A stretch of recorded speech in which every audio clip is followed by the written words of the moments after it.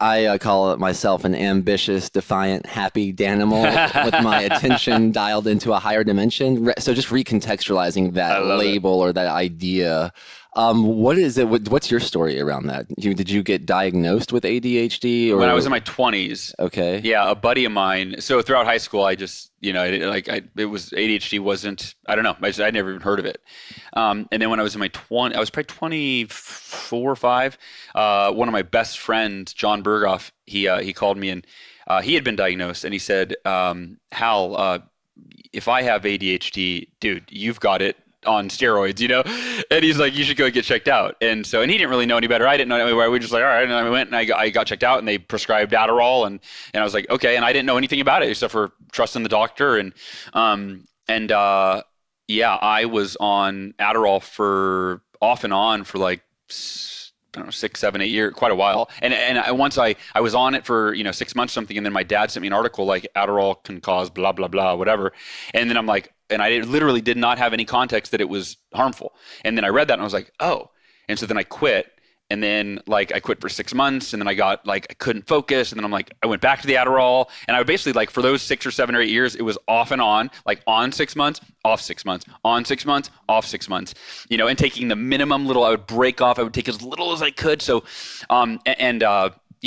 total side topic or related topic, but a couple years, 2 years ago I was diagnosed with a really rare aggressive form of cancer, and obviously I have no proof of any, and the doctors don't know what caused it, but I ate such a healthy lifestyle, eating, primarily an organic, raw, plant-based diet with only grass-fed, meat, like no chemicals. Like the only thing I put in my body that was foreign was Adderall, and so, I didn't drink much alcohol, nothing. So it's like, that's the only thing I can point to that could have caused, I don't know, cancer or whatever. Yeah, well, so I there is definitely some triumphant heroes' journeys in this book, and I did not hear anything about the cancer in the book. Is this after? No, it was after the book that I had, that I got Do you cancer. want to share about that real quick? Yeah. I would love to just know what happened with that, because it sounds like something mysterious happened. Yeah. So the first, so I'll even go back a little bit further. You mentioned in the book. So the story that I've been sharing for, gosh, what am I, 39 now? So 20 years.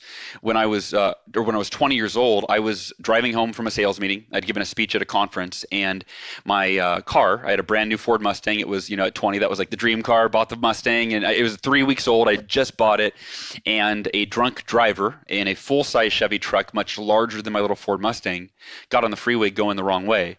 And he was doing, they say, 70 to 80 miles an hour. I was doing about 70 miles an hour, and hit the drunk driver head on at 70 miles an hour. And bounced off the drunk driver. My car spun off the drunk driver, and the car behind me crashed into my door at 70 miles an hour.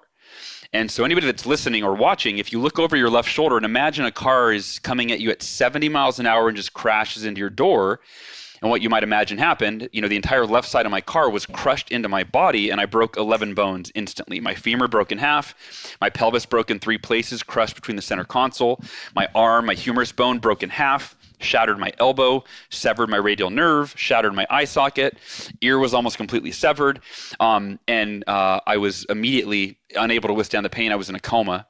And when they cut me out of the car an hour later with the jaws of life, the fire department, I bled to death. I died for 6 minutes. I was in a coma for 6 days, flatlined twice in that coma, came out of the coma, and was told I would never walk again. I had permanent brain damage, which my wife will attest. I do have permanent brain damage.